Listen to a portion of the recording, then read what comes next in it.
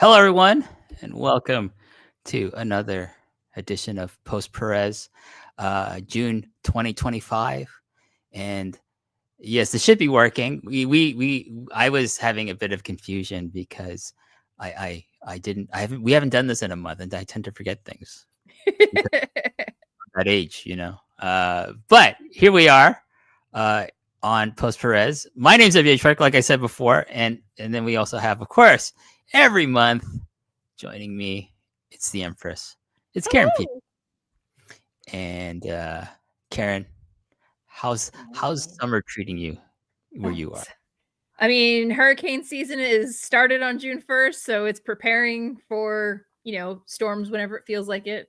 But yeah, other than not having summer vacation because #medical school things, I'm just getting ready for the class of 2029 to roll in August. So it's the death march to mid-August for me, including the G1. Including G1. we got the email saying, hey, who's interested in covering the G1? And I said, as long as it's on days I don't work, like to watch, which is a very narrow window, by the way, and to cover and to record, I'm good. So we'll see how many shows I actually get to do with Karen, maybe with Bruce, maybe with John, maybe with Eric Marcoche. I don't know.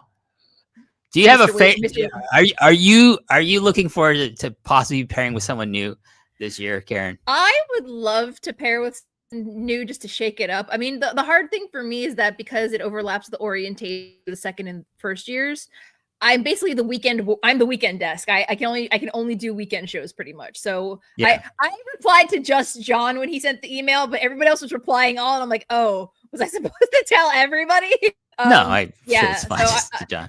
Yeah, so I'm probably just gonna be on the weekends here and there, and hopefully you, myself, and Bruce can get the band back together for the finals. Sure. I think that's probably doable. We'll Possibly. See.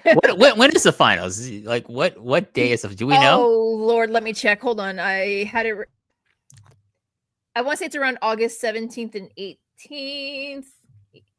New Japan. Come on, schedule. I'm trying to remember who is in the email thread, and I'm like, if it's like some of our more recent additions to the site, like Jack went on or something like that. I'd like to do a show with him.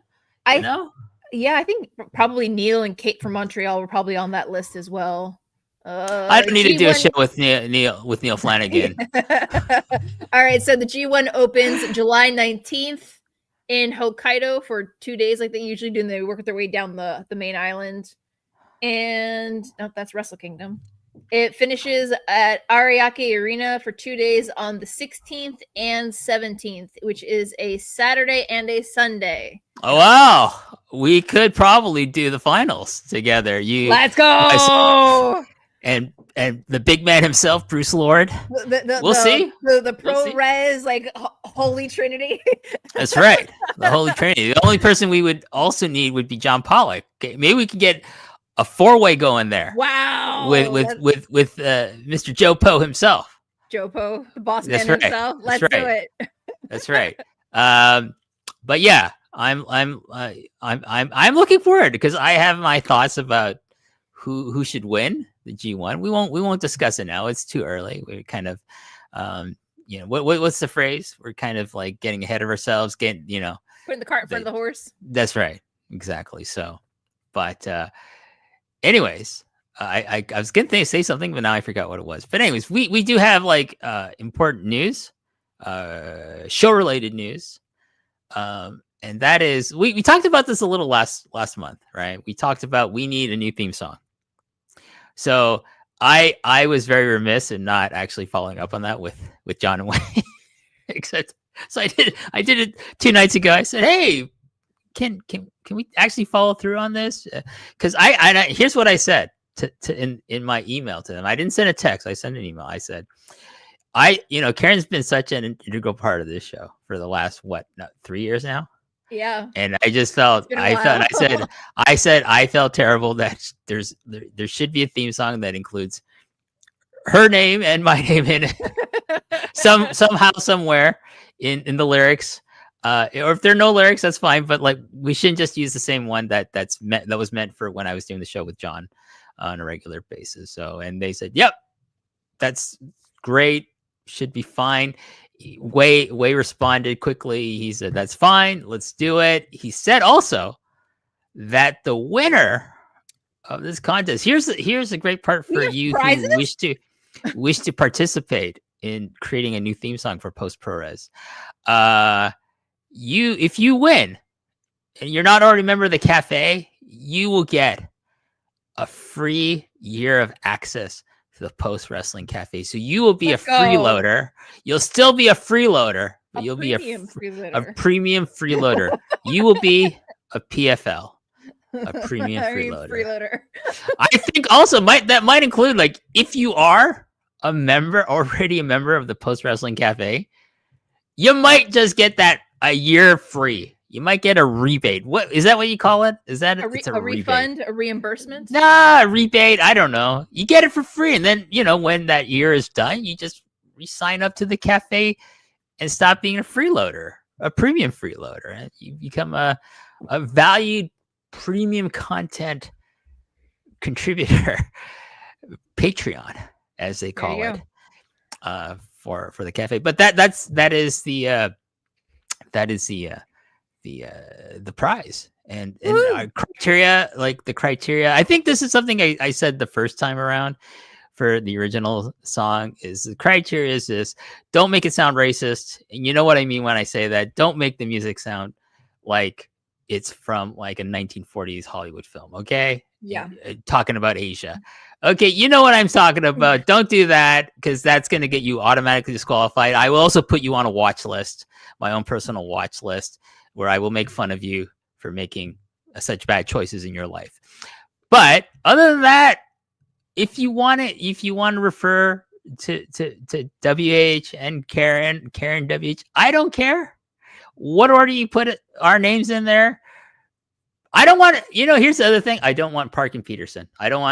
Use our first name. Somehow, I'd rather not use my government name, even though the P in Post is Peterson's P, but it's fine. It doesn't matter. Karen and WH somehow, please. That's all I ask. Or, the superstar and the Empress, something. Just kidding. That's a joke. But anyways, there's the contest. So I don't know. You know what? Like Wei might make this show free, so it goes to all the freeloaders who are like dying. It's an opportunity. It is. For the yeah. So hope and they will hopefully promote it on their shows, which of course have the maximum audience for listeners. So we hope I'm sure they will. They're very supportive, John and Wei. So wonderful people to be associated with and work absolutely for here at postwrestling.com. Let's jump in to the news, Karen. And we'll start off with the Joshi scene and what's been going on by the way, can I just say before we get into the Joshi scene, Joshi related, Tekla, after being fired from Stardom, she showed up in AEW, and I thought, you know what, she should just get a new name, and I'm calling her the Claw. I'm splitting Tekla into two words, the Claw, KLA, the Claw, KLA, the Claw, the Claw. Maybe that's got some kind of weird. I'm in my head canon. The Claw is a type of like poisonous spider in Austria. And that's why she's called that. But I said this to someone at work. I was like, who follows wrestling. I said, it's the Claw. I'm calling her the Claw. And he just started laughing. He was like, that's terrible, but it's still kind of funny. But there you go. Yes, I'm very excited for her. Even though I'm not, as everyone knows, I am not the AEW girl, but I am glad that she's getting an even larger stage. So that being said, let's start with the Joshi notes. So it's going to be a quick rundown, and then I'll have some show highlights and upcoming things. So in the month from last time we met up until now, Kairi Sane finally returned to action after having surgery back in January. Julia got called up from NXT and is now part of the SmackDown roster. B. Priestley, for those who listen to my review of New Japan Resurgence with Bruce Lord, B. Priestley got released from WWE on the end of her 90-day no compete. She showed it up at New Japan. Azumi became the New Japan Strong Women's Champion, so she's going to challenge Azumi for the Strong Women's Championship sometime in the future. We don't know if it's going to be in New Japan or in Stardom or somewhere else. But for those who aren't familiar with the Queen's Quest lore, and when B was in Stardom, she and Azumi were in Queen's Quest together. So they've known each other for a very, very, very long time. Big ups and congratulations to Konosuke Takeshita and Yuka Sakazaki, who announced that they are married and living here in the United States. So good for them. Yuka will also be participating in Tokyo Joshi Pro's Dallas show. They have 3 shows during All-In Weekend coming up, but she will not be on either Houston show, just the Dallas one. She graduated from TJPW back in late 2023 before she moved to the U.S. Mina Shirakawa is in AEW full-time. She recently challenged Toni Storm for the AEW Women's World Championship at Double or Nothing, but was unsuccessful, and now they're kind of tagging together because Mariah May formerly departed AEW and this past week showed up in NXT, so she's in Orlando now. Tekla, as we mentioned earlier, or The Claw, as you like to call her, she recently made her AEW debut by attacking Jamie Hayter. I love this program. I want it all. Let me say something about The Claw. That forearm is fucking awesome. I am glad that she's at 100% again because I don't think the international market is really ready for her because she was criminally underutilized in Stardom. So she's got a great look. She's her aura, like her charisma is really off the charts. The spider thing, that's cool. But I'm gonna tell you something. That fucking forearm, I love it. I think that should be her finisher, to be quite honest with you. She's so great. And then recently, Marvelous, because we haven't had much Marvelous programming because, well, Marvelous is really slow about uploading their shows and or putting their results out there. However, they have joined the incredibly stacked Wrestle Universe alongside Noah DDT, Tokyo Joshi Pro, Ganbare Pro, Sunday Girls, Marigold, Michinoku Pro, and Real 01. If you want to get into smaller Joshi promotions, get Wrestle Universe because all the it's getting so good. Bushi Road. What the fuck is wrong with you? You can't even put the 2 companies you fucking own together and help your fucking fans. Look at Wrestle Universe. Look at it. It's amazing. And it's got a great interface too.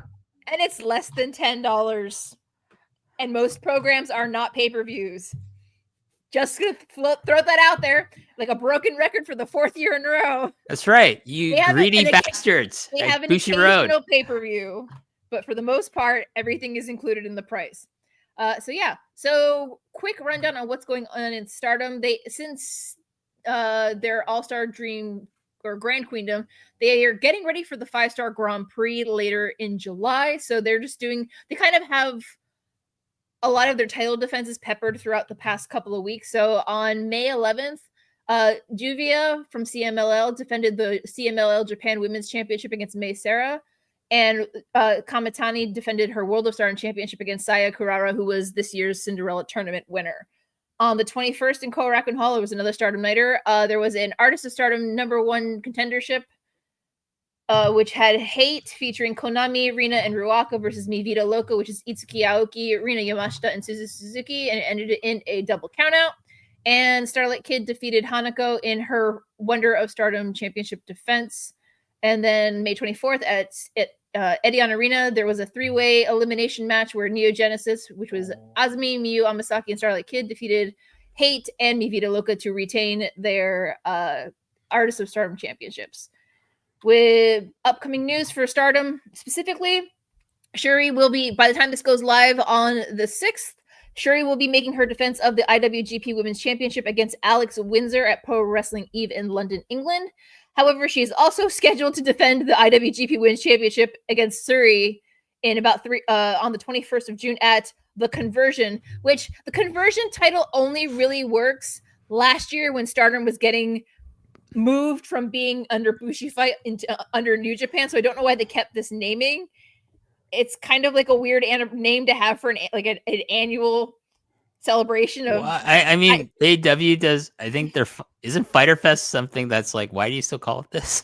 Yeah, because it's not with the gaming convention anymore, but they have it in the summertime, I guess. But I don't know why. I feel like they could have came up with a different name, but that is not I here nor see. there. I watched the angle where Shuri was challenged by Sari for her IWGP Women's title, and then and they're gonna make the match. And then suddenly, this video with Alex Windsor shows up, and legit, it looked like Shuri was like, I didn't know about this.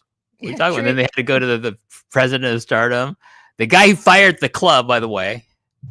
Fired her, and then he's like, "Oh yeah, by the way, you're gonna fight Alex Windsor in the UK." And then I'm thinking it was sorry. He's like, "Who's that?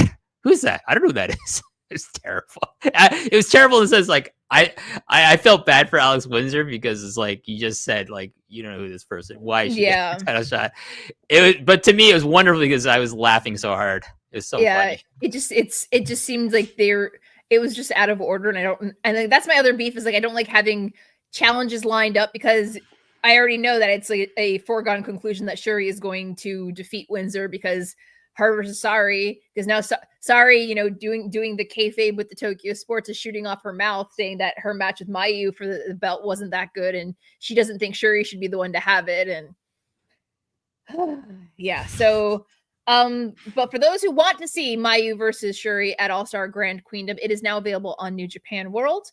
The 5-star Grand Prix has not announced who is in it, but they are opening on July 27th, and it will run through August 23rd with the finals at Oda Ward Gymnasium.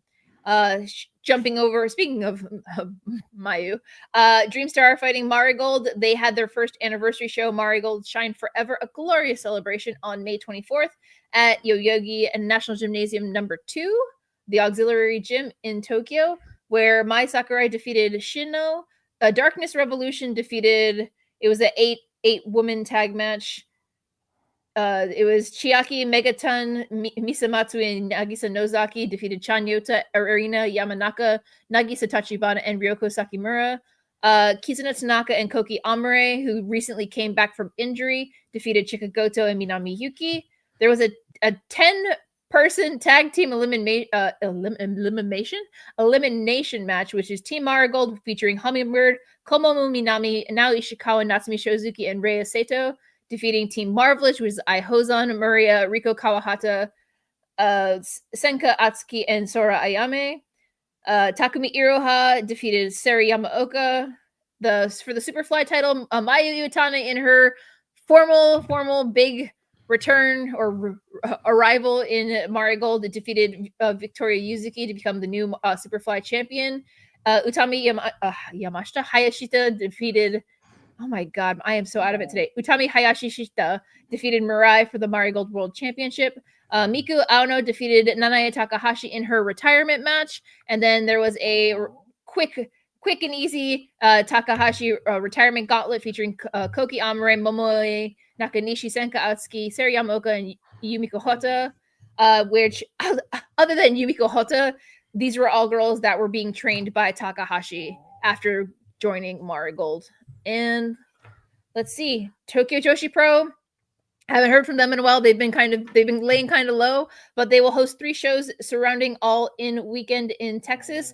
On 10th and 11th, it'll be TJPW Live in Houston, and on the 12th, it'll be TJPW Live in Dallas featuring Yuka Sakazaki.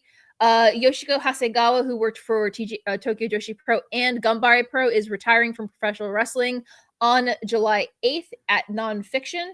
And the Tokyo Princess Cup will open July 27th with the finals on August 22nd. And sometime in July, with the full card coming through, will be, which is one of their 3 big pay-per-view style shows of the year at Oda Ward Gymnasium. The full card is to be announced, but there will be 10 matches planned. However, it has already been announced that Mizuki will be defending her Princess of Princess Championship against Yuki Arai. And then Wrestle Princess 6 will be September 20th at Oda Ward. Other than that, I don't know why my main screen keeps going out. I hope it's still recording. The May 23rd last month was the Hana Kimura show. There is a full written report on Post Wrestling website. And that is all from me. And I'm going to figure out why my monitor went out. Yeah, you're still recording, Karen. I can still see you. And I can see that we are still recording, so no problem on that front. But a couple of notes about your Joshi notes. One is Mayu Iwatani winning the Superfly title in Marigold. I feel this is the first step to like eventually Rossi just booking her to become the first ever Grand Slam champion in this company, because she's his his pride and joy. Yeah, is her, right? Because she stayed. Like Io left, Kyrie left. The person that I think he's fondest of and has the most respect for, because she stayed, didn't go to WWE, AEW, whatever, is Mayu Iwatani. Superfly title, then it's the United National. Somewhere but in there is going to be the World Tag Team title. You know what? You know who I would hope she teams with to win that tag team title with? Is Takumi Oroha, because they have history. Oh, let's go. That would be a great tag team. And they've teamed before, right? In the last several years. Yeah. Just do that. You continue this relationship with Marvelous. Why not? Right. And then like Marvelous is under the Wrestle Universe banner now. So it's all good. It's all going to make sense. It's interesting that, Sendai Girls is under the Wrestle Universe banner, but like they're doing a lot of stuff with Stardom, which I think is really just shows you like how open really Japanese wrestling is. Like they're not like saying, oh no, you can't be on something that's on like on a Bushi Road a streaming service platform and also be on. Yeah, they don't care. They just wanted to make money. Yeah, and but that's my caveat, was that if they're going to be this flexible with booking with other promotions, they need to figure out how they can get New Japan and Stardom onto a singular platform. There you go. There is ways to do it. Why is my monitor not turning on? This is making me really cranky. Sorry. No, it's okay. The other thing I wanted to say was you listed the 5-star Grand Prix for Stardom will run through July 27th through to August 23rd, and then also TJPW will also opens on July 27th and runs until August 22nd. Yep. This is ridiculous. It's like, I don't know, something. Like if I'm to pick between the two, I'm gonna pick Stardom. But here's the thing: is say Marco says, we should run a summer tournament. Please don't do that. But if they did, the three, I would go with Marigold. Here's the reason why. One, it would be the easier promotion to follow. If I still live in Japan, I would be following Marigold first and foremost, because I would have Wrestle Universe and I would just follow and I could afford it. Yeah. I don't know if I would still be subscribed to Stardom World if that's the case, right? And then here's the thing, like in TJPW, same thing. It's like it's what's already on Wrestle Universe. It's fine. So, but like I've never been that much into TJPW, to be quite honest with you. So yeah. But here's the thing: it's so easy to follow Marigold if you subscribe to Wrestle Universe, because they don't make you pay double dip into your wallet to pay for the big shows for the most part, right? And that's same thing with Noah, same thing with DDT, so forth and so on. It is a lesson, I think, for Bushi Road to say, hey, let's figure out, let's just create Bushi Road Universe Bushi Fight. I don't fucking care what you call it. Just make it like fucking $10, US, Canadian, whatever. I don't care how much it is. Like, just as long as it's not like $20 fucking dollars, okay? The equivalent. Just don't do that. Make it competitive with Wrestle Universe. If you make it competitive, maybe people will pick you instead of them. I doubt it, because you're not only offering 2 promotions then. But if you make those 2 promotions really good, here's the other thing about Marigold. I think it's booked better. It's easier to follow because they don't have 17 fucking titles in their promotion. Marigold has like only the Marigold. They don't have New Blood. They don't have all these other belts coming in there. Also, it's IWGP Strong, IWGP Joshi. It's ridiculous. That's the other thing. And I think I just think the roster is a little bit more exciting and seasoned a little bit more than current Stardom is right now. And then there's a ton of wrestlers I like in Stardom. Obviously, there's my wife, Saki Kashima. She's in there. Shuri, Shuri. Her. Azumi and Starlight Kid doing great shit over there. Saya Kamatani. There's tons of great stuff in there. I just saying, overall, if I had to pick, Margo would be the easier easy winner of that pick because it's affordable. It's easier to follow. You don't have to dip into your pocket to pay for pay-per-views or wait forever for like these shows to show up on a streaming service you already pay for if you're already subscribed. That's just my thing. And it's something really I think Bushiroad as things become even more competitive worldwide, not just within Japan, but worldwide for like, people's eyeballs and their wallets. I think Bushiroad's gonna have a hard time, especially if they, if they don't, like really up the booking in either company. And this goes into maybe a topic when we get into talking about New Japan. Okay. Well, all right. So, I finally got it back. I'm sorry for that. It's okay. No problem. You've still been recording, so don't worry about it. Let's talk about the news. One of the big news coming out in the last several weeks was that on the May 29th, the Big Japan Pro Wrestling show, Big Japan legend Daisuke Sekimoto suffered a cervical spine injury in a 6-man tag match after taking a swinging DDT of all things. Oh my gosh. Thankfully, he doesn't seem to have suffered anything permanent or paralyzing, though he says that there is numbness in his arms and neck. But he was able to go home very quickly after going to the hospital, and like the Big Japan president was very on top of like informing fans still in the arena, like watching the show, that hey, this is our latest update on him, and making sure people were like not too stressed about like his condition and situation. But he seems to be okay. He's taking off the rest of June for no wrestling, just trying to recover and stay healthy. And then they'll do a 2-week evaluation, and then they'll check to see what his condition is like by a doctor, of course. He had to cancel out of the 01's Fire Festival tournament, which he's usually a participant in, and he was slated to be a participant in this year for 01. That's not happening, obviously, and probably best to not be in a full-on tournament. No, not right now. So yes, again, one of my favorite wrestlers of the last 15 years, and I don't want to see anyone injured, but like I got to meet him, very nice man. So I for sure like our strongest wishes for a full and speedy recovery to Daisuke Sekimoto. Let's move on, Karen. Let's go to New Japan Pro Wrestling and the big show they had. And we're only going to talk about the big match from that show, and that was the Best of the Super Juniors 32, the finals at Oda War Gymnasium back on June 1st at the Gymnasium in Tokyo. 3,044 spectators in paid attendance. That's pretty good. I've been there. Have you ever been to Oda War Gymnasium? Yes, I have. You have. You were there for New Year's Dash?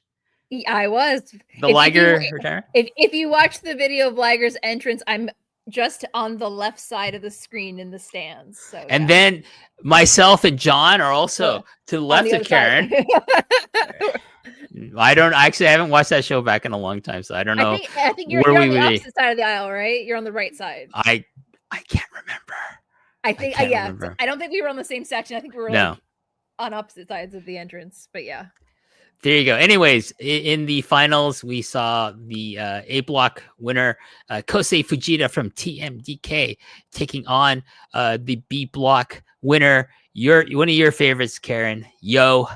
I question his sartorial choices. I don't know what I don't they're know. They're terrible. I don't know how he got an entire gear set made out of Ziploc bags approved as his Super Junior gear. I think he told them, if you don't let me wear this, I'm leaving. I'm not renewing my contract. They said, yeah, we'd rather have you in the company versus like you wearing a bunch of trash bags. I mean, historically, a lot of people in wrestling wear trash bags. Just look at the early 2000s in American independent wrestling and in Japan. You'll see what I mean. Yeah, it's just, I never thought I would see an imitation, Dome era Kazuchika Okada entrance robe and waistcoat made out of neon green and Ziploc plastic bags. Wow. You never, Karen. Sometimes your wishes do come true. I know secretly you've been I wishing did for not. this. I was wishing for to see Yo in a final and or win a tournament. This was not how. But then again, yeah, Well, my ship has sailed on Yo and Sho winning Best of Super Juniors and or the singles championship in any meaningful way. well, you can just say goodbye to that ship sailing for Sho being significant at any time, maybe ever again.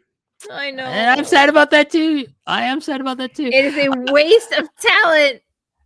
That's all. That's pretty much 30% of House of Torture is a waste of talent. Ren Narita, Sho Tanaka are the biggest and saddest examples of the inane, stupid booking of some of the talent in New Japan Pro Wrestling by fucking ghetto.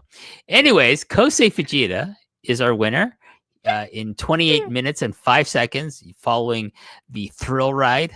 And he wins the Best of the Super Juniors. He is the youngest person to hold the record of being the winner of the Best of the Super Juniors. Congratulations. He dethroned Master Wato, who previously held that. There you go. It was a great match. I watched it.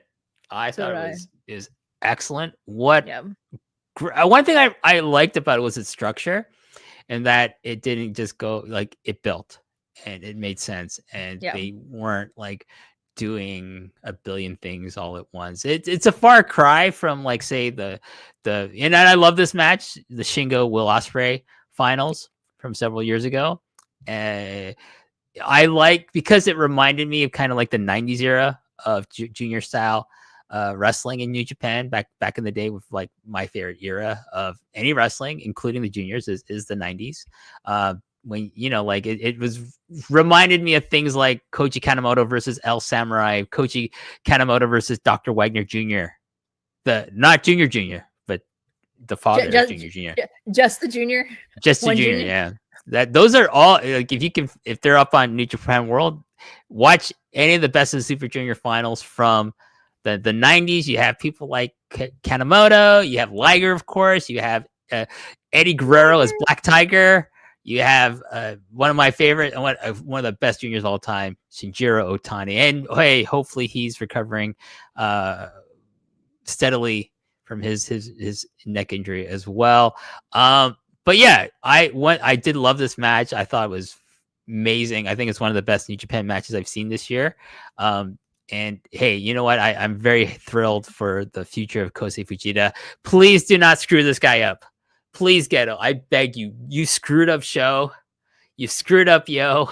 Yeah. Do not screw up. You screwed up Ren Narita. Do not screw up Kosei Fujita. I like him a lot. I think he's got a great look. He's a good wrestler. He's got a lot of charisma. He's got a lot of upside to him. Please treat him well. So, but here's the thing that I thought was really interesting. El Desperado, the current junior heavyweight champion, was going to, hey, I'm going to fight this guy. But then Jun Kasai, someone Desperado has been having an on and off kind of like a program with, shows up and says, deathmatch bromance. That's right. They're going to have the death invitational. I forget exactly what it is. Death Pain Invitation. Because I guess it's based off of the previous, the Despe Invitational. So they made, instead of a Despe for Desperado, they put Death Pain. It's supposed to be a little cheeky nod to the previous show they did. So they're gonna have a hardcore match, but it's gonna actually be for the IWGP Junior title. I think maybe the first time it's that title ever contested under those kinds of rules or non-rules, as it were. And the winner of that match will face Kosei Fujita. And if I think, what is that, Dominion? They're gonna fight. Well, no, the Despe Invitational is after Dominion, which is weird. Because usually the winner of Super Juniors challenges at Dominion, but Death Pain Invitational is June 24th, and Dominion next weekend on the 15th. Right. That's right. So Kosei's got to wait a little bit for his title shot, but that's okay. He says, I'm looking forward to facing either El Desperado or Jun Kasai.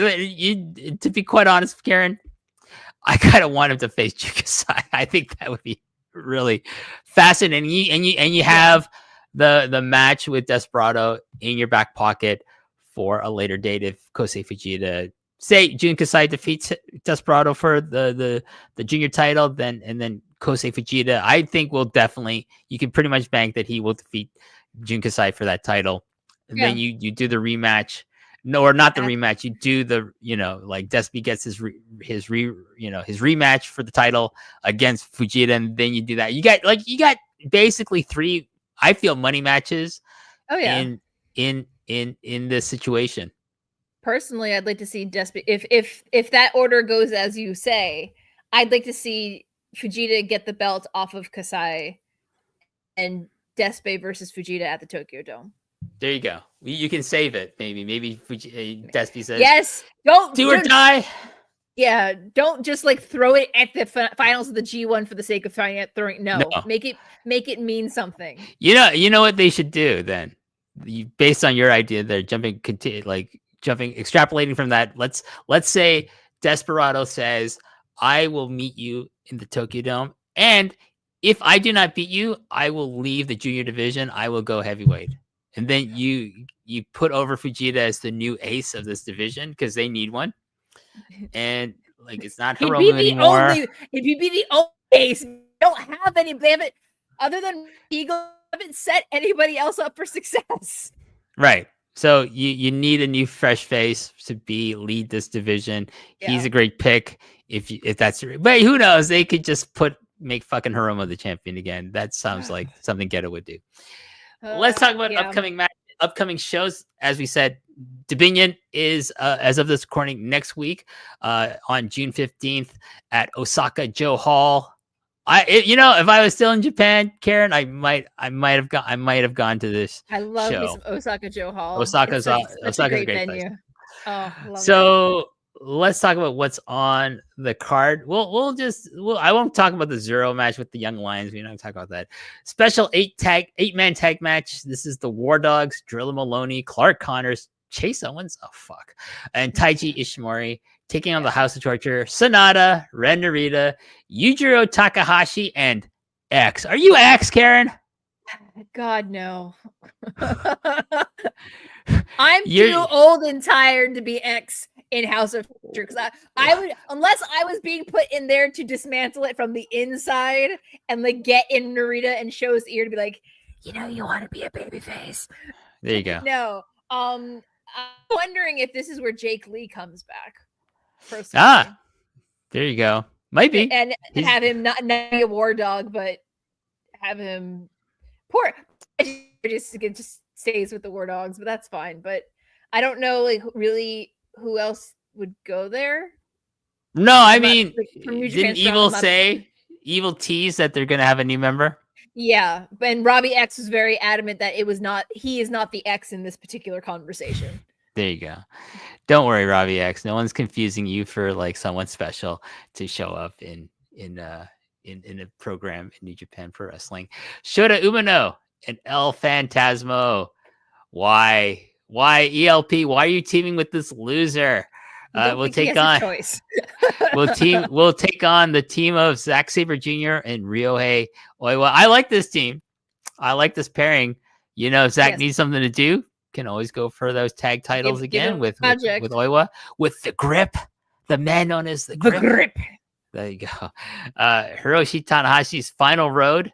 He will face Yuya Uemura at Dominion, and I think this is where Uemura is going to get the big win over the ace here. IWGP Junior Tag Titles, 78th champions Yo and Master Wato will take on Sho and Yoshinobu Kanemaru. Of course, Yo and Master Wato recently winning those tag team titles. This is their first title offense. Continuing on with the tag titles, IWGP Heavyweight Tag Championship match, the 109th champions, the Great Okan and Callum Newman, taking on the challengers of Tomohiro Ishii and Taichi. I never thought I'd say that. I want a shirt for this tag team so badly. The Stone Emperors, maybe.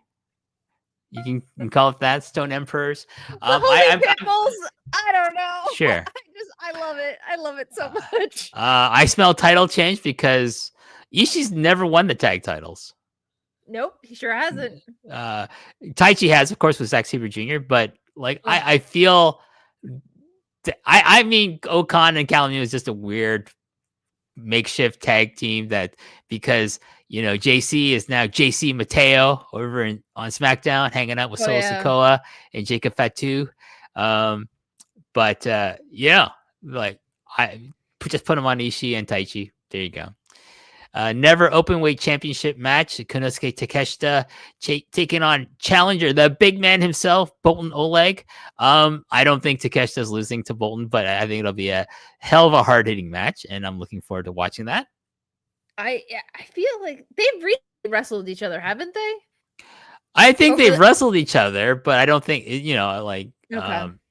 Okay. This is for the Never title, so this is I feel like they're gonna save something big for if they're gonna do something big with Oleg, they're probably gonna give him a really strong G1. I don't think they're gonna put a title on him before the G1 though. No, I think they're very happy with Takeshita defending that belt like in America and until he wins the G1 this year. Maybe, yeah, it's very possible. That's gonna be a great match though. I think Bolton Oleg is such already a someone who is worth watching, going out of your way to seek his matches with certain people, of course. Not he's fighting fucking like Evil or anything like that, but if he's fighting fucking Shingo or Konosuke Takeshita here, then why not? Speaking of Evil, dog collar chain death match. David Finlay in a match I never thought I'd see, type of match I never thought I'd see in New Japan. But hey, here we are, 2025. David Finlay taking on Evil with a dog collar match. I think this is a match David Finlay needs to win. I think this will, as a babyface, I think it can help propel him to the level that they want him to be at in the eyes of the fans and maybe a larger wrestling public. So I'm hoping David Finlay wins because I don't think Evil needs it. Doesn't matter if Evil wins or loses. He's just a shit disturber. That's his character. David Finlay is someone you seemingly New Japan seemingly wants to establish on a level that was Jay White, that was Finn Balor, or Prince Devitt, Kenny Omega, but he's just missing that certain win. I think a really like dramatic, compelling, bloody match between these two, and he gets a decisive win over Evil and House of Torture, is what's needed. So fingers crossed that David Finlay gets that win. The only concern I have about that match is that I feel like, much like a lumberjack match, New Japan tries to do lumberjack matches and they don't go very well. They're terrible. I have the same concern about this particular match stipulation, especially if it's going to be full of overinflated House of Torture booking, where, the War Dogs and House of Torture are in a couple other matches on this card where it's like, are they all going to get involved in this match? Is it going to be a definitive blow off? And or when this match is over, what happens? Is somebody leaving New Japan? Is one of these teams actually getting dissolved? Like, it's just, who should book this match? David's father. No, David's father, Fit Finlay. He's a great agent. I want some consequences. Yeah, not just woohoo. I won. I want something. I want some meat and potatoes to go with this Haas fight. Hopefully we'll get it. Following that is the IWGP Global Heavyweight Championship on the line, as the fourth champion Yota Tsuji will take on Death Rider member Gabe Kidd. Gabe Kidd is not winning this belt because Gabe Kidd is AEW bound full-time at some point in the near future. He's not splitting his time between fucking New Japan and fucking AEW. He's going to pick AEW because they ponied up and they said, we want you to join the Death Riders. We want you to be a full member of our roster. And guess what? He said yes. I saw the fallout when he showed up on AEW to help Moxley and join the Death Riders. And the among Japanese fans on social media, and so many of them so unhappy because they just threw back everything. He said, I'm not going there. I want to be where I want to wrestle. I want to be where the wrestling is, not the entertainment. Well, he picked the entertainment. Well, that's fine. Like I don't begrudge him. Like I mean, wouldn't, if the entertainment is what's going to pack his bank account, yeah, it is a very competitive market out there right now. Also, fans who get upset about wrestlers lying about their future and saying, "I'm going to stay here forever." That's your fault. That is on you. In 2025, you still believe what a wrestler says about, I'm never leaving this place. I don't care how much money they throw at me. Oh, yes, they do. Okay, don't ever pay their bills. They don't owe us shit. Exactly. That's my one swear word for the show. That's it. Wrestlers don't owe us shit. Just leave them be. Listen, just because you're not going to see Gabe Kidd like brawl all over the crowd in the crowds at fucking Sendai or fucking Fukuoka, don't be upset. You'll see him do it in Texas. I'll see him do it in Toronto because I'm going to All Out. I'll be there for All Out. So I get to see Gabe Kidd like he can't say fuck anymore on TV. I'm sure he's upset about that. There you go. He's getting to hang out with Moxley. There you go. Anyways, finally, IWGP World Heavyweight Championship. Our savior, blessed be Hiroki Goto, will take on Shingo Takagi. Oh my God, it's gonna be a magnificent match. I am predicting Goto will retain and keep going. The year of Goto continues. I'm going to tell you, Karen. Goto we trust. Straight through the G1. Straight to the dome, baby. Straight to January fucking 4th, 2026 in the fucking Tokyo Dome. Blessed be Hiroki Goto. You and your children, my friend. You and your children. The Goto kids. Yeah, there was on the New Japan, I think it was New Japan's Instagram, there is an emergency meeting of the former members of LIJ on June 12th.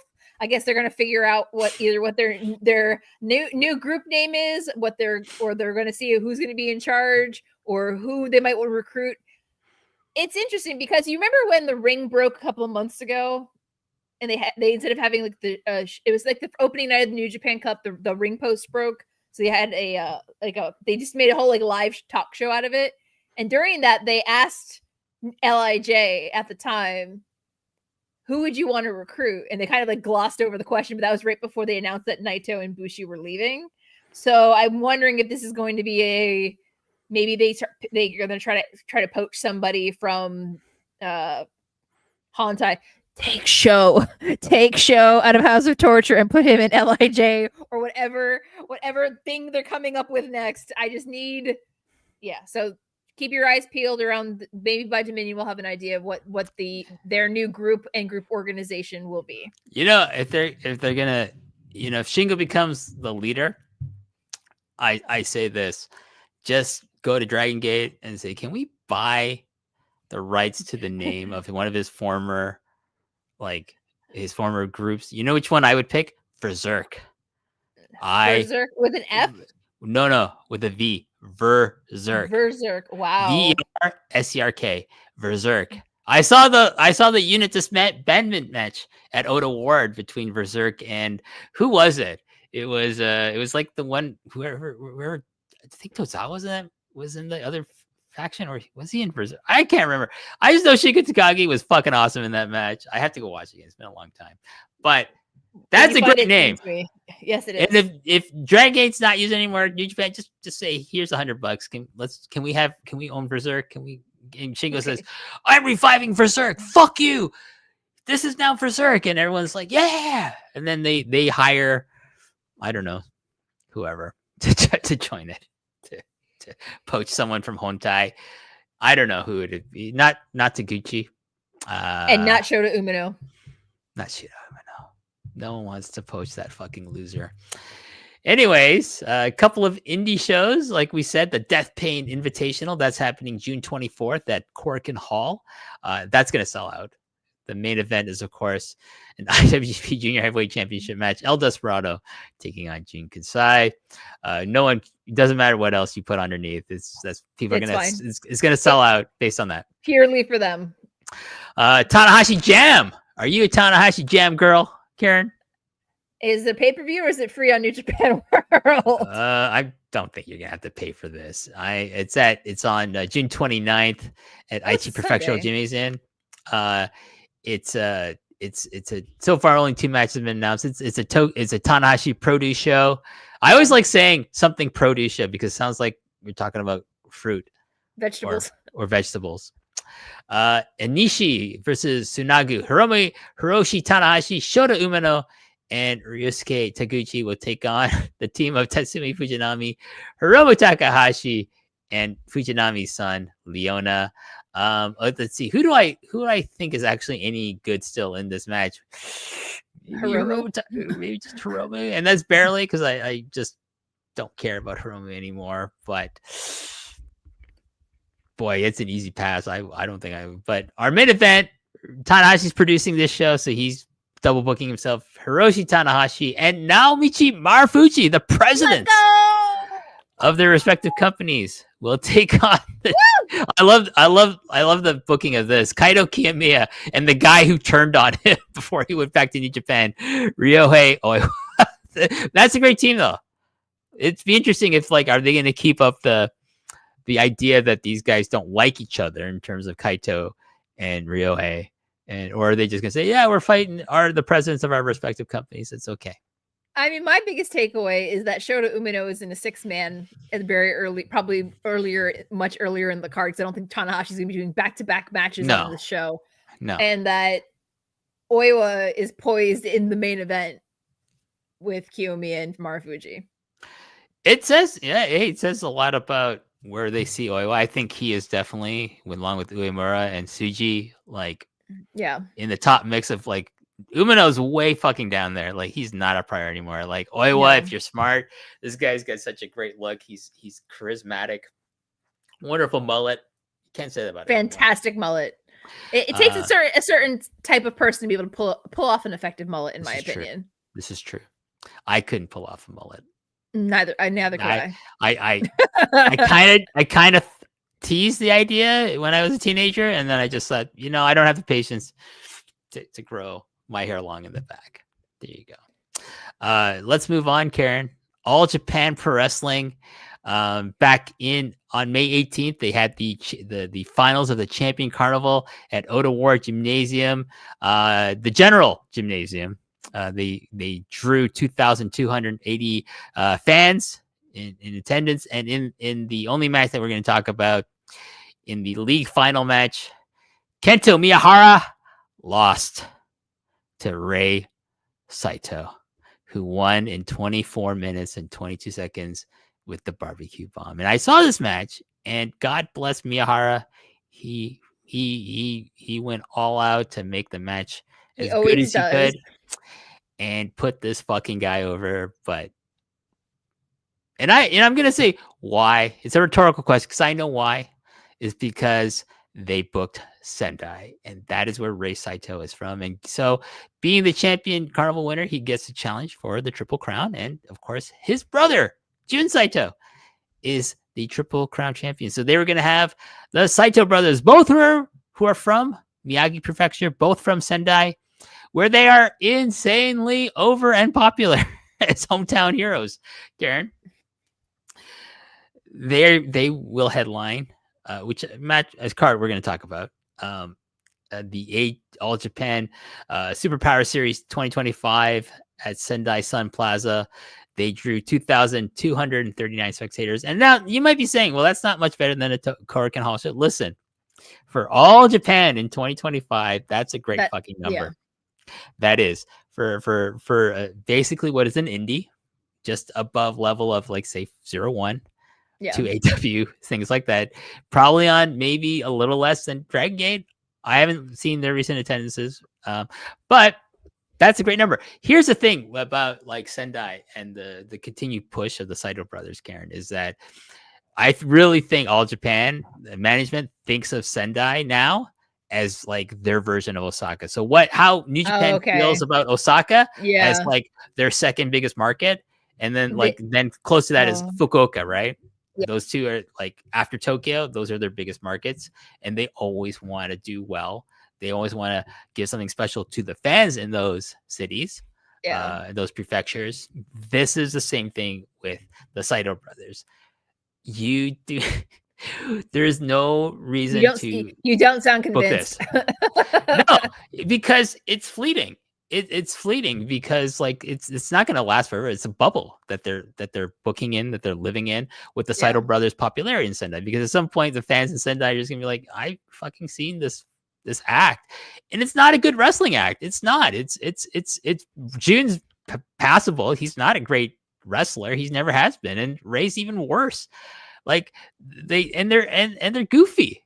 They terrible gear. They look like jobbers. They look like indie fucking jobbers. Like they look like if I was an ROH, I wouldn't fucking hire these guys with what they wear. Right? It's terrible. But they're both pushed to the moon. You have guys like Ren Ayabe, you have Shotaro Ashino, you have still Yuma Aoyagi and fucking Kento Miyahara in this company.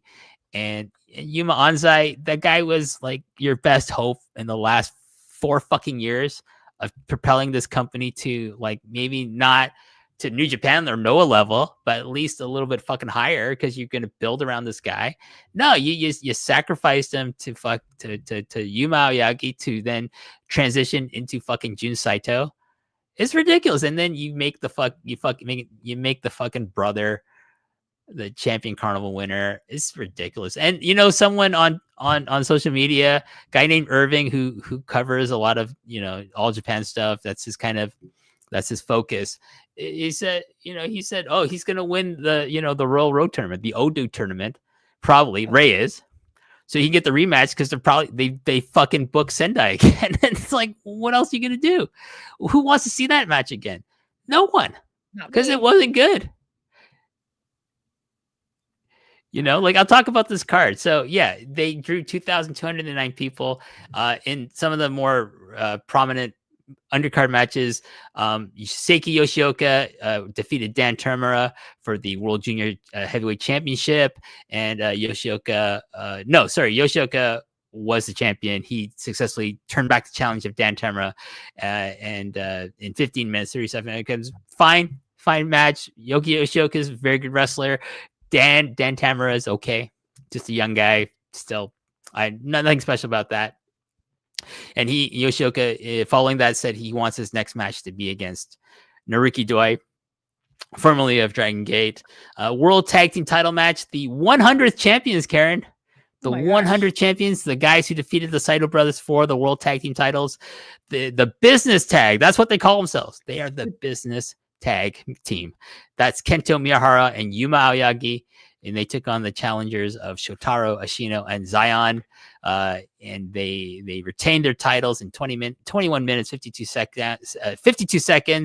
And he wants, and then after the match, Yuma Aoyagi said, I want our next title defense to be against Madoka Kikuta from Dragon Gate. And he can bring anyone he wishes. And that anyone turns out to be Kai, who was an All Japan guy back in the day before he left and went to work for Dragon Gate. A lot of success there. So that's going to be talking. We'll talk about the upcoming show that match will be on. Good match, fun. Anytime like Shotaro Ashino is in there with either Yuma Aoyagi and especially Kento Miyahara, it's always a fun time. Zion's okay. He held his own. He's fine. Like he just do more tag matches with Ashino, get seasoned a bit more, and it's fine. He's a muscular foreign wrestler from ex-WWE. Just needs to get more reps in, and hey, best place to do that is in a promotion that tours regularly, like All Japan. And finally, Triple Crown Championship match. What this fucking atrocity! The Jun Saito, the 75th Triple Crown champion. I can't. It just hurts me to say that. Took on his brother Rei Saito. Jun won in, oh my god, 23 minutes 7 seconds. I fast forwarded through this match. It was just too. I was like, there's no way I'm watching this in real time. Following the Dying Light. That's like how I feel about All Japan's future. By the way, this was the 4th successful title defense for Jun Saito. But my only consolation was my good personal friend Hideki Suzuki came out after the match to make the challenge, and he says, "I'm going to take that triple crown from you, June." And I can only say, please, Hideki, be my Hiroki Goto in All Japan.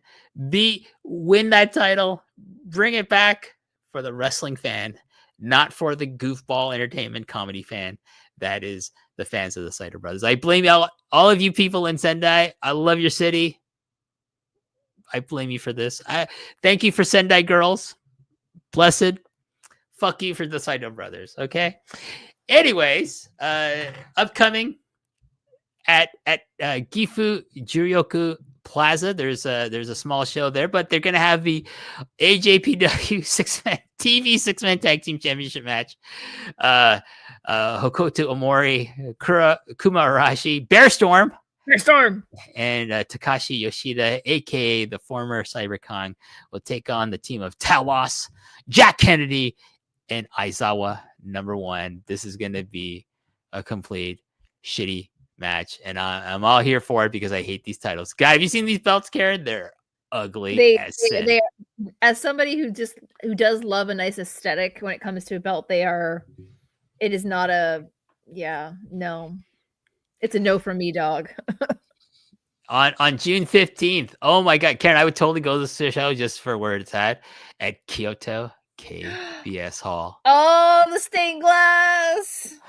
They're gonna have a show there. I would go to not for the main event's good. Dan Tamura, Ryo, that's not the main event, by the way, versus Fuminori Abe and Seigo Tachibana.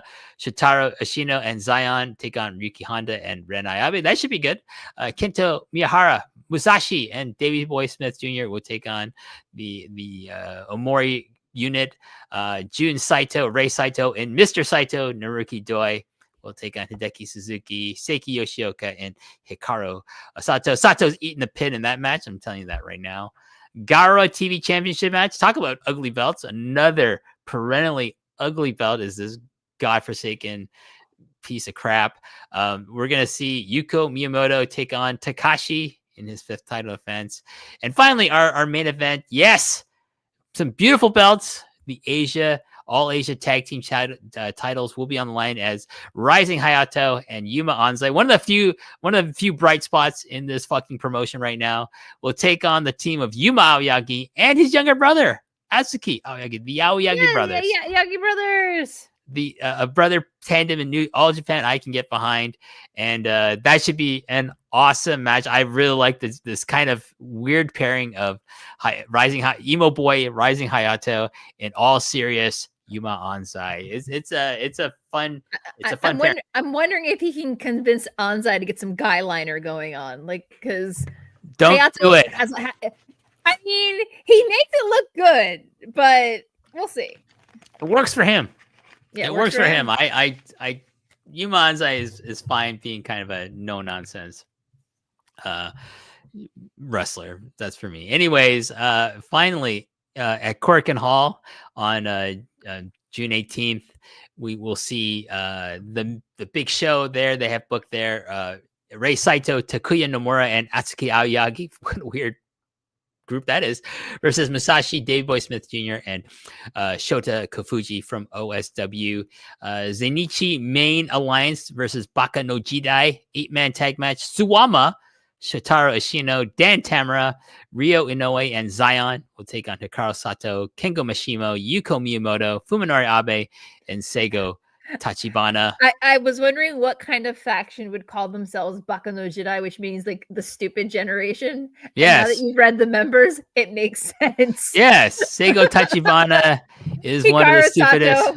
Well, I mean, Hikaru Sato's a good wrestler but he likes to be goofing up, right? He does dabble in the comedy. And same thing with Fuminori. I love Fuminori Abe. He's a great wrestler. He likes his comedy, Yeah. Because he's influenced by Minoru Sawa, who's a great wrestler, but man, he was lingerie Muto in his spare time, there you go. He wore Kyoko Kimura's old ring gear at the recent Hana Kimura show. So El Pida versus Hokuto Gun 8-man tag match. Rising Hayato, Yuma Anzai, Riki Honda, and Ren Ayabe. Like kind of like what they're. I feel like this is their version of the Super Generation Army. Yeah. Kind of, you know. They take on Omori Gun, Hokuto Gun again. Omori, Kumarashi, Takashi, and Telos. Bear Storm. World Junior Heavyweight Title match. Seiki Yoshioka taking on Naruki Doi. Excuse me. The World Tag Team Championship will be online. As I said, Kento Miyahara and Yuma Aoyagi take on Madoka Kikuta and Kai, both from Dragon Gate. Both of Z-Brats. They're a member of the faction known as the heel faction known as Z-Brats, Karen. Z-Brats. Z-Brats? Do you say Z-Brats then? We say Z-Brats. I say Z-Brats, but it sounds so much like zebras, but I know they're not zebras. No, they're not. And finally, Triple Crown title on the line. Jun Saito taking on the savior. Please be my savior, Hideki Suzuki. You're asking for a lot of saviors for the month of June. I you know, here's the thing. You know, I finished Andor season 2. You know, last month, and if there's anything that, you know, it taught me, it's about hope, Karen, that rebellions are built on hope. That's right. So we'll see. I'm hoping Hideki will win, but I won't be surprised if he loses. So like they can do the fucking rematch between, maybe they're going to put the belt on fucking Ray. God, like, let's move on before I throw up. Pro Wrestling Noah, they had one of their Monday Magic primetime season shows at Shinjuku Face. I would like to go to one of these because, like, to see no wrestlers in such an intimate setting as Shinjuku Face would be kind of interesting. At the beginning of the show, Nosawa Rankai, who's like the booker of Monday Magic, announced that Dragon Gate, DDT, and New Japan will be involved with the Wrestle Magic 2025 show on June 30th at the Shinagawa Stellar Ball. I've never heard of this venue before. I want to know if this is where they have Japanese prom. Not that they have proms in the Japanese school system. No. But anyways. Did you go to prom? I did go to prom. I wore a tuxedo. Oh, look at you. I had a cummerbund. I wore my class ring, everything. I did the whole. Wow, good job! I'm proud there you go. You know, if I can dig it out, I'll send you a picture of my graduation picture. GHC Joshi Championship match. Koki Amare. This already happened, by the way. Sorry, this already happened. This was on June 2nd. Koki Amare took on Takumi Iroha, and Iroha wins. Following the running 3, Amare falls on her second title defense, and Iroha becomes the second champion. Awesome! I think that's great news. Just in time for Marvelous to be added to Wrestle Universe. Perfect. This could be Marvelous's. I forget. Do they have a title? I think they do. They do. They have a singles title and a tag title. So this could be AJPW, I think. There's a lot of A's. I remember there's a lot of A's in it. Oh, is it like did they just get it from Zenjo or Gaia? I think so. The AAW title? Yeah, I'm All Asia Women's title? Is that it? Yeah, the AAW. Yeah, that's like the old school. I think AJW title that I think also went to, like, I'm not super well versed. It previously belonged to Gaia Japan. Yes. So up that was 2005. Chigasa's group was Gaia. So like it stems from like classic Joshi, which I'm not super well versed on. So you'll forgive me for my mistakes there. No, neither am I. It's always a learning experience for me. And then also on that show, Oka Sasaki and Hikaru Sato took on Kaito Kiyomiya and Naoya Nomura. That's a pretty interesting tag team, as I'm a big fan of Nomura. Kiyomiya with a Boston Crab on Hikaru.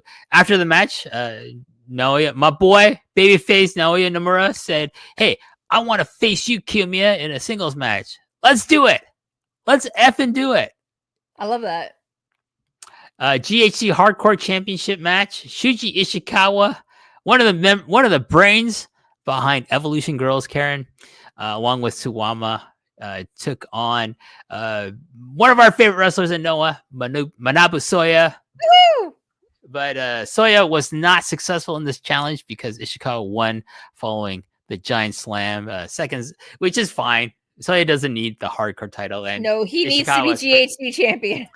And Ishikawa is perfectly suited for a hardcore title. He used to be a hardcore wrestler before he went to All Japan for many years. On the third at Korakuen Hall, they had their Star Navigation 2025 show. Some of the results: Masakita Miya, Amasuka, and Shuhei Taniguchi defeated Eita, Shuji Kondo, and Black Menzure. Saxon Huxley, Hayata, and Yuto Kikuchi defeated Kenta, Super Crazy, and Daiki Odashima. Who would have thought you'd ever see Kenta team up with Super Crazy? That's cray cray. Naomichi Marufuji, Dragon Bane, and Alpha Wolf. I like these two. This lucha tag team of Dragon Bane, Alpha Wolf, and Noah. They're really fun to watch. Took on Kaito Kiyomiya, Alejandro, and Kai Fujimura. And as well as it was a three-way actually. And Daga, Tadosuke, and Owada-san from Team X 2000. Bane won via DQ because Owada, that bastard, removed his mask. Dastardly. A Sushi Kotoge 20th anniversary match at Sushi Kotoge versus Super Delphin. If you want to know, so Kotoge, just for a little bit of history, Kotoge and Daisuke Harada, they were originally started in Osaka Pro Wrestling.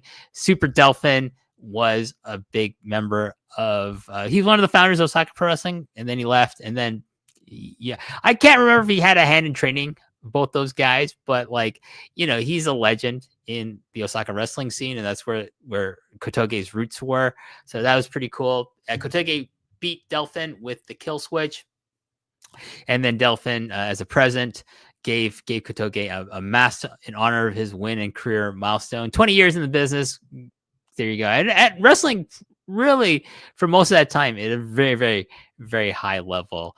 Both Go Shiozaki and High 69 Hiroyuki who are both out with injuries right now. We're also present to watch this match for their buddy Kotoge. GHC Tag Championship match: Keno and Ulka Sasaki took on Manabu Soya and Daiki Inaba.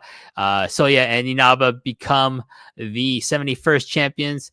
Inaba winning in 13 minutes, 47 seconds with the Goko Jonetsu hold on Keno. It was a big win. I think that's a big win for him to get the win over Keno with his finisher. Yeah. So I think it's about time Inaba starts getting a bit of you guy kind of gets the short end of the stick a lot of times. So that's good. I watched this match. I thought it was really fun. It's nice and short, less than 15 minutes.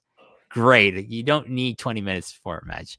A GHC Junior Heavyweight title match. Yohei, the current champion, took on challenger Junta Miyawaki, and Yohei won following a Super Ganmen G. It's a second title defense. And then, Kotoge on his 20th anniversary said, "Hey, I want that match. I want that junior title." And that match will take place on June 21st in Osaka, Kotoge's hometown. And then finally, big match here, GHC heavyweight title, three-way match. Ozawa, our current, the savior of Noah, even though I'm not a huge fan of all the shenanigans, but hey, he's an interesting guy. Excuse me. Interesting dude. Took on Noah legend Takashi Sugiura, and free from Team X 2000 Karen Tetsuya Endo. And then it was interesting because during the match, Ozawa and Sugiura decided, "Hey, Sugiura, why are you against Team X 2000 or Team 2000X? I like Team X 2000. I'm just gonna call it that. I don't care if it's 2000X." They said, "Hey, you should just join." So he did. He turned. He aligned himself with the Team 2X guys, and the crowd. We're not happy with this, and it became a one-on-one between Ozawa and Endo. And after Ozawa said, "Sugiura, he's the godfather of Team 2000X," and then he stated that he has once more saved Noah and saved those who want to sink the arc, and he said that Noah and DDT are not on the same level, that Noah is greater than DDT, and I wholeheartedly agree with you, Ozawa. Always have, always will.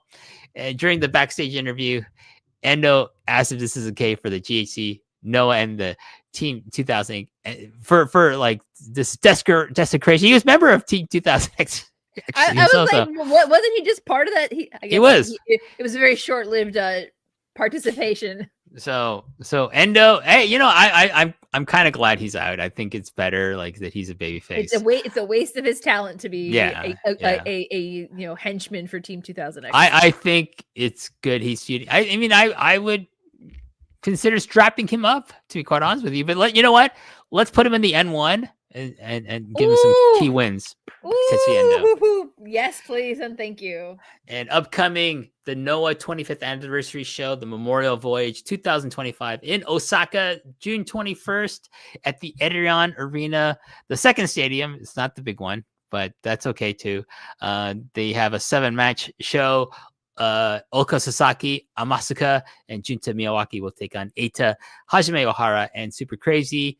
Tetsuya Endo, Dragon Bane, and Alpha Wolf. Woo! What a trio that is, taking on Harutoki, Alejandro, and Kai Fujimura. That should be really fun. Daiki Odashima will take on Will Cruz. Ozawa, Takashi Sugiura, Daga, Tarusuke, and Owada-san will take on Manabu Soya, Daiki Inaba, Saxon Huxley, Hayata, and Yuta Kikuchi. Whew, that should be good. I'm looking forward to that. Kazuyuki Fujita, not looking forward to that. We'll take on Masa Kitamiya. Kitamiya, beat this fucking guy, please. GHC Junior Heavyweight title match. Yohei will take on Atsushi Kotoge. I predict a win for our hometown hero here. Yep. And then 25th anniversary special tag match, Karen. Naomichi Marufuji and Kenta. Maru Kent. Maru Kent is back. We'll take on Kaito, Kiyomiya, and Keno. All Rebellion. I think they're still called upon. That should be a great match. Fun match. I'm excited. I'm very excited. So, but basically, he's Kenta's like, you know, going against his boy Keno here. I know. Oh, but it's kind of like a love triangle because him and Marufuji have the history. So it's if you're going to celebrate 25 years of Noah, you kind of have to separate them for a little bit. It'll be fine. And ending things off on this show, Karen, in the world of indie news, the Yoshihiro Takayama benefit show, Takayama Empire, will have their 4th edition, and it's going to be held on September 3rd at Korakuen Hall. These are always like fun shows. They get a lot of people, of course, participating because, you know, Takayama was such a beloved member of the pro wrestling scene. It's a very important figure in the early 2000s when, you know, because he fought in Pride. He had the match with Don Fry, and then it put a lot of eyeballs on whatever promotion he worked for. And he is one of the few Grand Slam champions in Pro Res, IWGP Heavyweight Championship champion, Triple Crown champion, GHC Heavyweight Championship, among other titles. He's won many titles in Japan. Great tag team with Minoru Suzuki. You ever seen their cosplay as Stan Hansen and Bruiser Brody? Takayama and Suzuki? No, you but need to Google that. I'm gonna need to find it. You're gonna need to Google that. That's it's funny. Them dressed. As I recall, I think Takayama was Hansen. I think Minoru Suzuki was Bruiser Brody. Yes, please. There you go. And on that note, yeah, definitely, you know, for all these shows, anytime you see a benefit show for a wrestler, you know, whatever you can to support it, whether getting the word out or if they have like some way to financially support, maybe get some merchandise related to the show, please do so, whether it's for Yoshihiro Takayama. This is to pay for his ongoing recovery bills. Of course, people, you know, he can't wrestle like, you know, anything helps, along with people like Shinjiro Otani as well. If you see benefit shows coming up for him, if there's a way for you to, you know, just help a little, that's always great. So on that note, again, we are having our theme song, a new theme song contest. Please, I'm sure the thread will be up soon after you listen to this or watch this on YouTube. And again, please make it catchy, make it cool. Throw in Karen and WH's names in there somehow, or referencing us in some way. Don't make it sound like the Orient Express theme song from WWF. Okay, don't make it sound like that. Don't make it sound like anything that any wrestler accompanying Sonny Ono came out to in WCW back on Monday Nitro. Don't do that. No, because that will get disqualified. And you again, watch list. But yeah, we look forward to that. And again, the winner will get a year's worth access to the Post Wrestling Cafe. So if you're a freeloader, you're gonna be still a freeloader, but you're gonna be PLF, a premium PCLF premium content freeloader, PCFL. I'm just making this shit up like as I go on. And so yeah, if you're already a member, you get it for free for a year. What the fuck? Amazing. Is your mother musically inclined, Mrs. Peterson? Are you? She would sooner knit you a pair of socks than be able to do any music mixing. She's more of a crafter, not a music producer. You can get you get the premium content for free. You get more WH in your feed. How can you say no to that, Mrs. Peterson? Yeah. Just so everybody knows, WH Park is my mom's favorite podcaster here at Post Wrestling. Well, after you, of course. No. She asks how you're doing more than she asks me how I'm doing. You're her favorite. On that note, check out all our merch over at chopped-tees.com. Karen has the Empress t-shirt, of course, and the sweaters. I've got MCU later, Post Press, and Long and Winding Road. I'm scheduled. I'm not going to say who's my guest is, but it's pretty cool.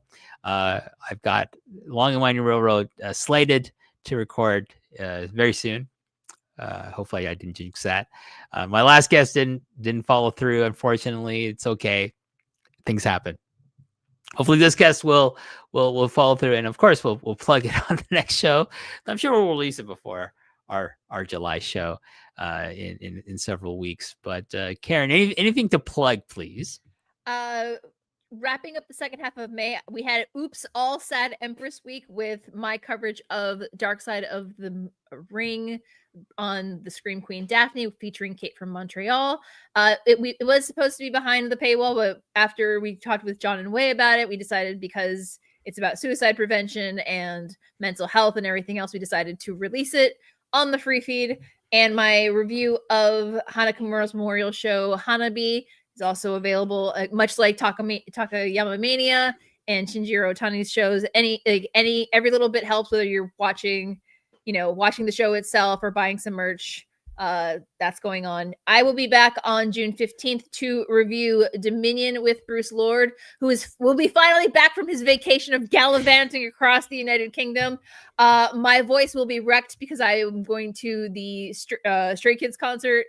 It's a K-pop concert the night before, so I'm going to sound terrible. It'll be great. And then, yeah, WH and I will be back the first Friday in July for the probably our G1 preview, because it's that time, my dear. Oh, I should also mention, me and Rich Fan, in our hiatus from MCU later, we did some reviews for Andor season 2 over at the Pro Wrestling Torch on the deep dive, which is on the Torch VIP side. So you're going to have to pay for that if you want to listen to it. But I can honestly say they were fun shows to do. And we talked a lot of Star Wars. I'm a huge Star Wars fan. Rich Fan is a huge Star Wars fan as well. And if you haven't seen Andor season 2 or even Andor season 1, I know people who haven't watched any fucking Andor. And what is wrong with you people? What's wrong? It's so good. It's a great TV show that happens to be set in Star Wars. It's not a great Star Wars TV show. It's a great TV show that happens to be set in Star Wars, and it works. It works in the milieu of Star Wars, as they say, in the world that George Lucas created. But check that out over at the Pro Wrestling Torch website, the VIP section, the deep dive. You can easily find it. It's one of the few things I've ever done at the Torch with Rich, of course. And Rich and I will be back. We got Ironheart coming up. we have the Fantastic Four First Steps movie to review. And of course, if you want, go back in the archives. You have our review of the Thunderbolts slash. Have you seen it? Thunderbolts? Should I spoil? Not yet. Should You I can do? spoil it. Okay. Slash the New Avengers, because that's what they're eventually called. They're the New Avengers. So, and then also, of course, our very long review series on Daredevil Born Again, which Karen was a part of. I sure was. And did you see did you see the pictures of Kristen Ritter coming back as Jessica Jones for season 2, Karen? Whoa, excellent. Excellent. Oh, and just some MCU news. I saw something. I don't know how true it is, but there is talks that John Barenthal, aka Frank Castle, aka the Punisher, might show up in the new Spider-Man movie with Tom Holland. And give me what I want. I've been asking for that. I'm manifesting it, Karen. I want that for you very badly. Oh yeah, it'll be great. If it happens, it'll be great. But yes, on that note, let us say thank you for listening. Always, thanks for supporting us over at chopped-tees.com. Go buy yourself some merchandise, please. Support myself and Karen any way you can. But until next time, I will say goodbye and have a great day/evening. Bye.